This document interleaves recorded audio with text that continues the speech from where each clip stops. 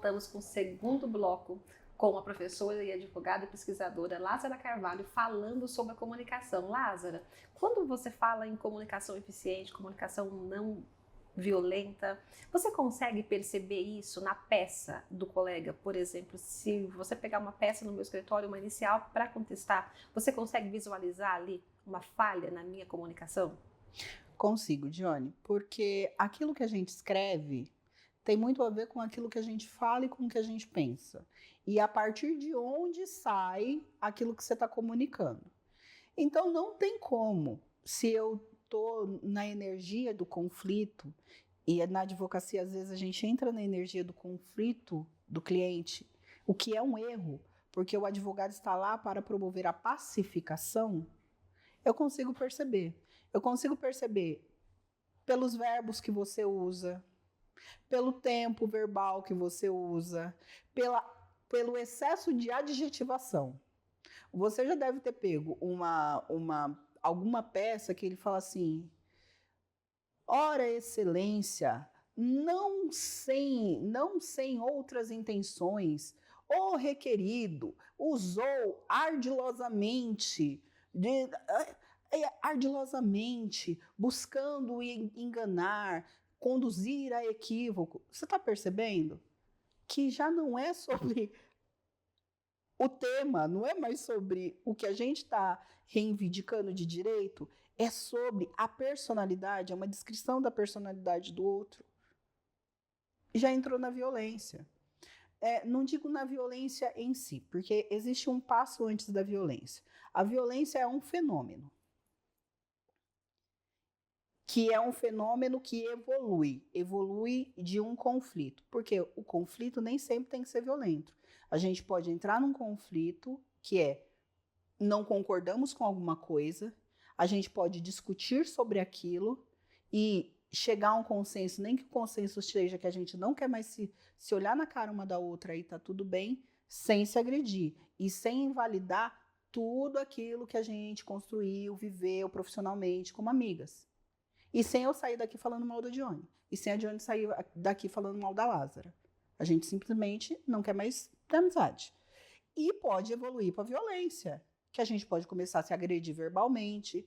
Que eu posso usar, por exemplo, segredos que eu saiba de você segredos que você saiba de mim. Que a gente possa sair falando para outras pessoas no intuito de difamar. Entende? Então, a violência, ela é um fenômeno que ela acontece como consequência do conflito, mas ela não é a única consequência possível de um conflito. Então, eu consigo analisar isso dentro de uma peça. E aí eu posso decidir se eu vou entrar na energia do conflito e começar a falar da outra parte, que a outra parte é ardilosa, que a outra parte é mentirosa, ou se eu vou voltar para os termos e vou falar sobre o direito que está sendo discutido. E, inclusive, sinalizar na minha peça que o fato controvertido não é a minha opinião sobre personalidade ou sobre comportamento das partes. É isso. Não é sobre o seu comportamento, não é sobre você. É sobre a verba, o pagamento que eu não fiz, o registro que o meu cliente deveria ter feito do seu cliente e ele não fez o registro na CLT. Não importa se o seu cliente é uma pessoa de personalidade difícil, o linguajar que ele usa, isso não importa. A lei determina que o meu cliente faça o registro na CTPL e os recolhimentos a partir do momento que eu fiz um contrato com o seu cliente para ele ser meu funcionário. É isso, é sobre isso o processo. Não é sobre o que eu acho do funcionário, não é sobre o que o funcionário acha do dono da empresa. Tá. Eu peguei a sua inicial para contestar, por exemplo, e eu identifiquei essa falta de comunicação e aí você fala, inclusive eu pontuo, eu sinalizo isso para o magistrado. Para as mulheres advogadas, como que a gente consegue colocar isso de uma forma que fique clara para o juiz do que nós estamos falando, que não vá passar ali despercebido com relação a todo o mérito? Eu, por exemplo, eu sinalizo dentro da minha petição, eu coloco um tópico, a gente Boa. não coloca dos fatos, do direito, da jurisprudência, do pedido, eu coloco da urbanidade. Legal. Coloco lá o que é o princípio da urbanidade e, sinteticamente, parágrafo tal, tal expressão, fere os princípios da urbanidade, tendo em vista que a discussão não é a respeito de personalidade, comportamento, caráter e moral. O fundamento do direito, do pedido, da causa de pedir é tal. E sinaliza para o juiz. O munus público do advogado é a pacificação. O princípio que nós temos de sempre incentivar a conciliação, eu coloco, porque isso é jurídico, porque isso também está na lei, porque isso também é um objeto técnico que a gente tem que observar no desempenho da nossa profissão, da nossa advocacia. Tá, falei como se não fosse eu a pessoa que tem um problema na comunicação. Como eu sei na audiência? Primeiro na peça mesmo, depois na audiência. Como eu sei se eu estou atingindo o meu objetivo de ter uma boa comunicação ou se eu estou me comunicando mal, com esse ruído, com essa violência, com essa falta de urbanidade? Como que a mulher advogada ela consegue saber, olha, eu tenho que olhar se o outro colega está fazendo, mas eu também tenho que ver se eu não estou fazendo. Como que eu sei que eu não sou eu essa pessoa? Ou o que eu faço para eu não ser essa pessoa? Johnny, é o princípio inverso. Se eu falo que a petição do outro ela traz uma comunicação desalinhada por causa do excesso de adjetivação, eu olho para minha escrita. Eu estou adjetivando? Se eu estou adjetivando demais, eu estou criando uma narrativa sobre a pessoa, eu não estou me comunicando da forma correta e, na verdade, eu não estou sendo nem técnica. Porque a advogada boa, o advogado bom, ele não precisa falar sobre a vida do outro, ele não precisa fazer do processo uma lavação de roupa suja, ele não precisa colocar trocentos prints de conversas que são sobre outros assuntos e expor pessoas. Não precisa. Você vai discutir o ponto controvertido, onde está o direito, qual é a lei que garante aquele direito. E para o magistrado também, para o Ministério Público, para todo mundo que pega um processo, é muito melhor um processo que é sobre técnica, um processo que está ali bem distribuído, o que é que você quer, o que, por quê, como, quando. Aí as pessoas têm o hábito de dizer assim, juiz não lê, promotor não lê. Gente, você pega um calhamaço de uma petição que tem 45 páginas de adjetivação e de lavação de roupa suja. Você lê, mas será que você consegue internalizar o que é que está no meio daquele monte de coisa que não deveria estar lá? Agora você pega uma petição limpa, uma petição correta, com os pontos, toda organizada. Você entende o que é que finalmente aquele advogado está pedindo. Porque, gente, eu já tive contato com um processo que eu não consegui entender o que a pessoa queria. Mas, meu Deus do céu, o que essa pessoa quer? Eu acho que eu também já tive. Tipo, de olhar e falar assim, não entendi. E aí você tenta ser um pouco mais elegante, até para contestar, não colocar o advogado numa situação desconfortável, mas muitas vezes a gente percebe que fala bem e fala pouco, né? Escreve bem quem escreve pouco e comunica aquilo que precisa ser comunicado e pede aquilo que precisa ser pedido. Esse é o objetivo. Não é como se a minha história, o meu conto da carochinha sobre a outra parte, fosse convencer o juiz baseado no juiz. Não, mas realmente essa pessoa deve ser um péssimo caráter. Ele tem direito a isso aqui, mas eu não vou dar, porque ele é mau caráter e o karma vai puni-lo através de mim. Gente, isso não é meramente aceitável. E mesmo dentro de uma audiência, é fazer perguntas. Gente, não tem nada que esclareça mais o que está acontecendo do que fazer perguntas. Chega, doutora, capítulo tal, parágrafo tal, a senhora colocou isso, isso e isso. A senhora pode me explicar melhor em que situação aconteceu esse fato? Eu não estou sendo desrespeitosa, Dione, eu não estou te tratando mal, eu não estou fazendo nada de errado. Eu só estou te dizendo, eu quero entender, porque se de repente isso realmente aconteceu, eu tenho condições de voltar para o meu cliente e falar assim, olha, Exato, você está errado. Exato. Vamos tentar resolver. Vamos corrigir a rota, porque isso aqui realmente está errado. Sim. Porque advogado bom não é advogado que grita. É advogado que traz o melhor resultado para o seu cliente. E às vezes o melhor resultado para o meu cliente é dizer para ele: você realmente fez errado, você realmente falhou nesse lugar, o juiz vai olhar isso aqui e você vai perder. Vamos amenizar o prejuízo que você vai ter? É isso, gente. E às vezes eu tenho que perguntar mesmo para o colega. Perguntar, não deveria ofender ninguém. Eu costumo dizer para as pessoas o seguinte: meu cliente tem metade do mapa, o seu cliente tem a outra metade do mapa. O seu cliente diz que o tesouro está no ponto tal, o meu diz que está no ponto tal. Qual é o grande X da questão? Que quando a gente chega dentro do processo na mesa da audiência, meu cliente coloca a parte dele do mapa, o seu coloca a parte dele do mapa. E aí, às vezes, a gente vê que nenhum dos dois estava indo para o lugar certo. E aí tem um princípio importante, gente, e que a gente também tem que prevenir nosso cliente. A vontade do juiz é substitutiva da vontade das partes. Às vezes o juiz pode olhar esse mapa que não foi analisado com a devida atenção por nós como advogadas e advogados, e ele dá uma decisão que seja completamente diferente do que a expectativa de ambas as partes. E que seja um resultado que não seja bom para nenhuma das partes. Então é por isso que a gente tem que se comunicar bem. Para quê? Para que a gente consiga juntar esse mapa antes de apresentar ele para o juiz. Para que a gente tenha uma perspectiva correta de onde é que a gente está indo naquele processo. Para que o meu cliente saiba exatamente, olha, a posição mais possível dentro desse processo é que o juiz vai decidir assim. E aí o cliente assume o risco. Se ele quer ir na direção que ele está indo, ou se ele não quer ir na direção que ele está indo. Mas ele nunca vai poder dizer que eu sou uma péssima advogada. Porque não é que eu errei o caminho que o juiz ia fazer. O meu cliente escolheu ir por um caminho diferente. Mas eu disse para ele, o final é esse. Quando ele chegar para outra pessoa, ele pode até estar muito chateado de não ter conseguido. Mas ele tem convicção de que quem errou o caminho foi ele, e não eu.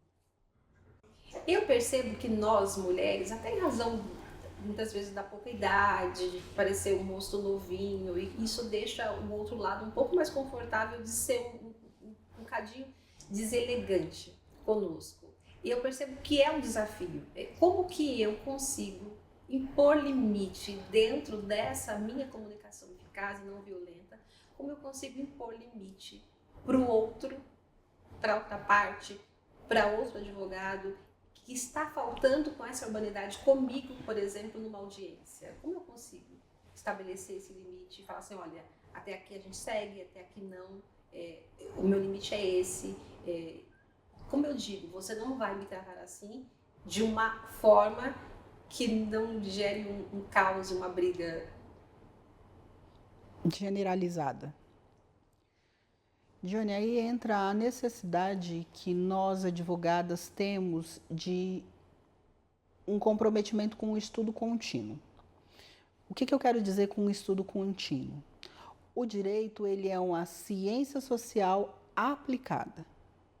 E, às vezes, a gente, nesse dia a dia, nessa correria, entende que direito é só saber sobre a legislação que afeta a área que eu atuo.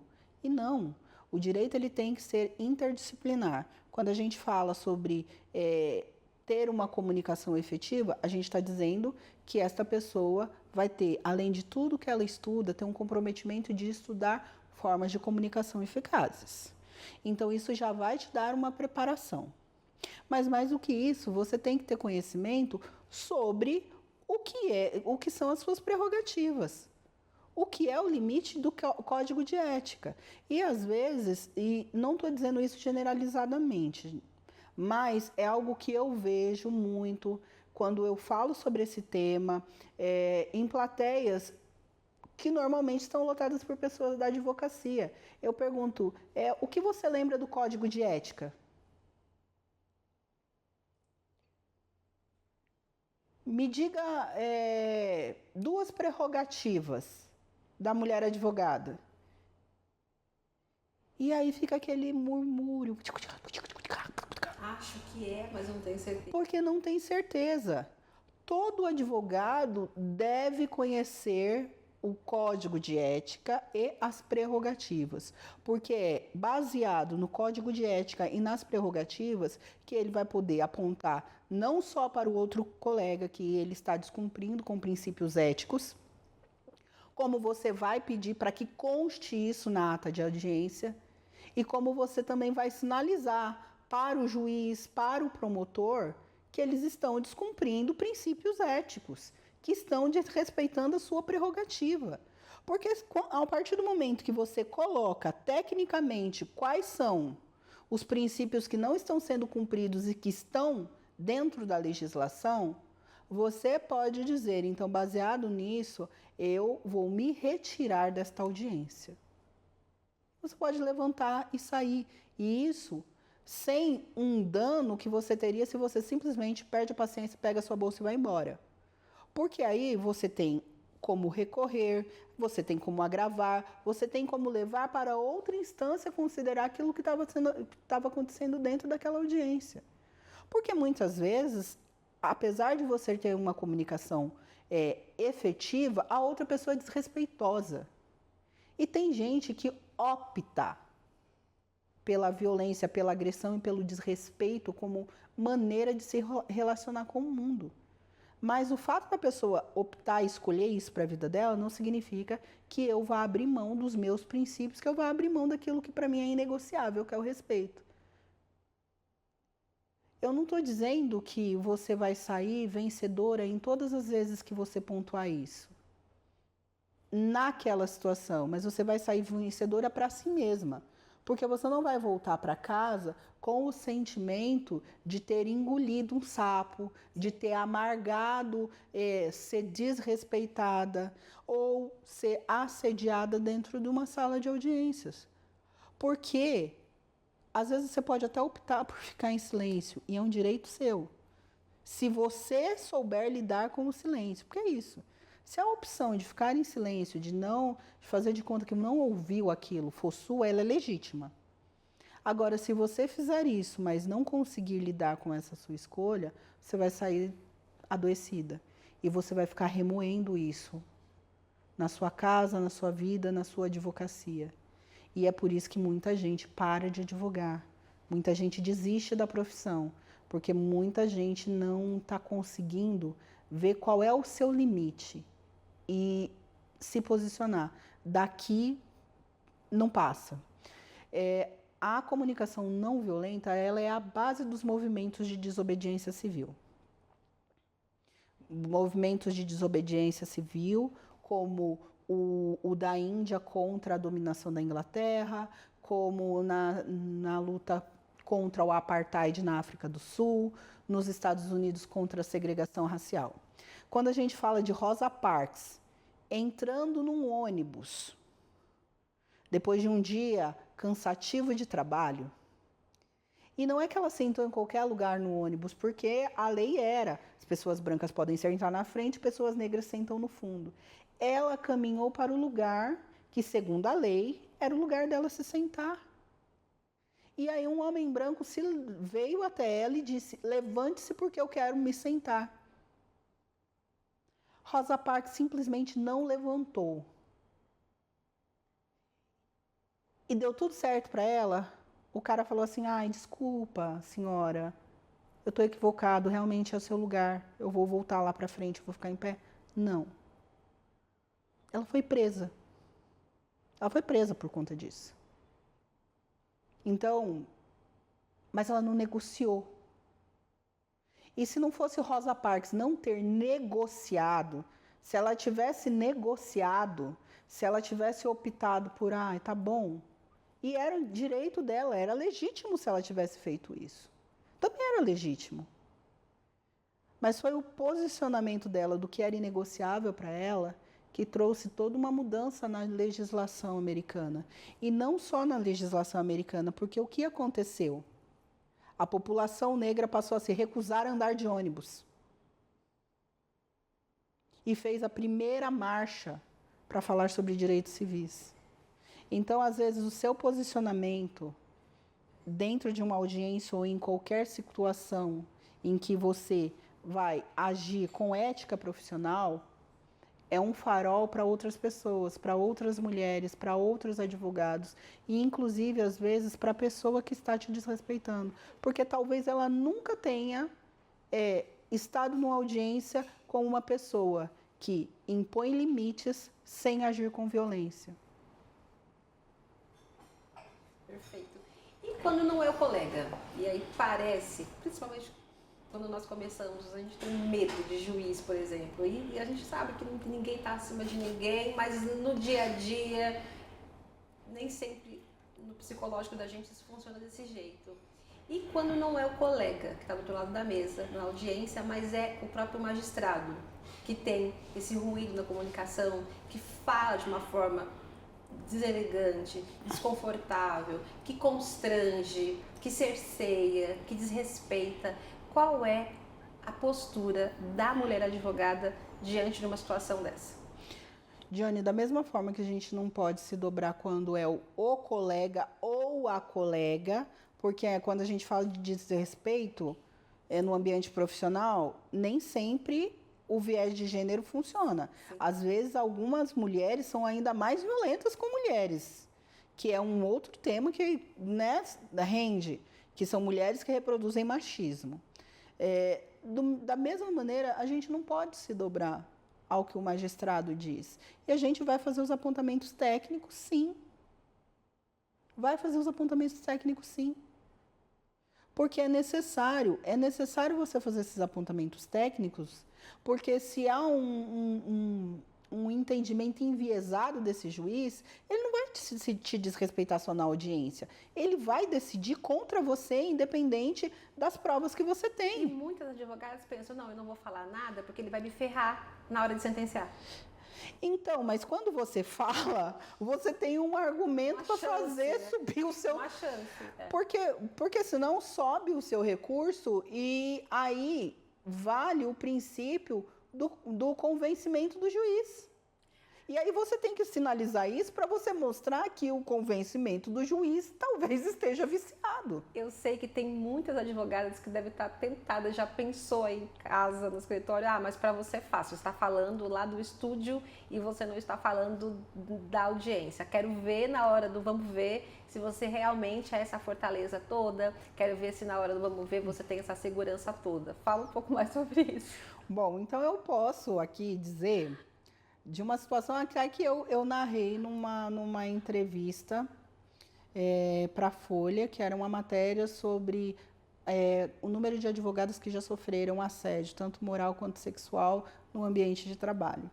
E eu conto uma situação que aconteceu com um juiz e que, assim, na hora me pegou muito, muito de surpresa. Eu gosto de usar tranças. E assim, volta e meia eu mudo o cabelo, mas volto para as tranças. Cheguei toda feliz e contente com a minha OAB, com todo o meu conhecimento, a minha pastinha para fazer a audiência com o meu cliente. O juiz olhou para mim com um sorriso. Boa tarde, doutora. Nossa, que bom, né? Já fui recebida. Boa tarde, excelência. Ele, que bonito seu cabelo, né, doutora? Diferente. Até aí, tudo bem. Aí ele falou assim para mim, Dione, doutora, como é que a senhora faz a audiência com esse cabelo? Dione, uma mulher negra, o meu cliente, um homem branco. A outra parte é o advogado e o cliente também, pessoas brancas. E aí entra um recorte de raça e gênero. Você imagina? Eu dei uma respirada, olhei pro juiz. E acho que até sem muito pensar. Eu disse, olha, excelência, eu faço com o meu conhecimento jurídico, com a minha boa oratória, com o conhecimento das provas e do ponto controverso.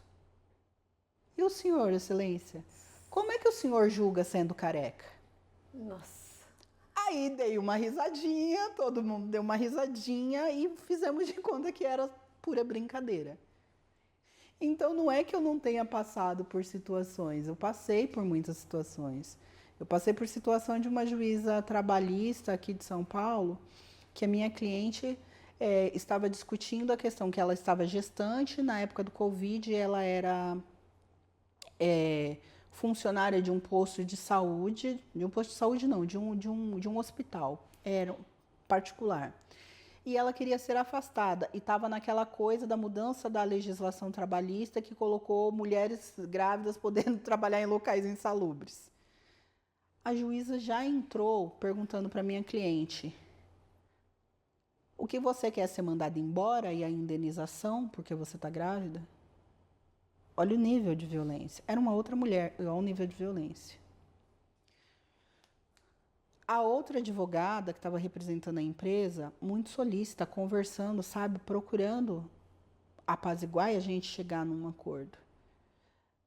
Teve um determinado momento que a juíza pegou e falou assim: a senhora não vai mais falar, porque eu estava fazendo essa parte. Com o dedo em rixa, assim. A senhora não vai mais falar, entendeu, doutora? E aí eu falando: se segure e não pega o dedo dela. Se segure e não pega o dedo dela. Se segure e não pega o dedo dela. Porque, claro, o fato de a gente treinar a comunicação não significa que, nossa, sou perfeita, nossa, sou a própria Madre Teresa de Calcutá. E acredito que nem a Madre Teresa de Calcutá não era todo o tempo pacífica. Em alguns momentos ela devia de perder também a paciência.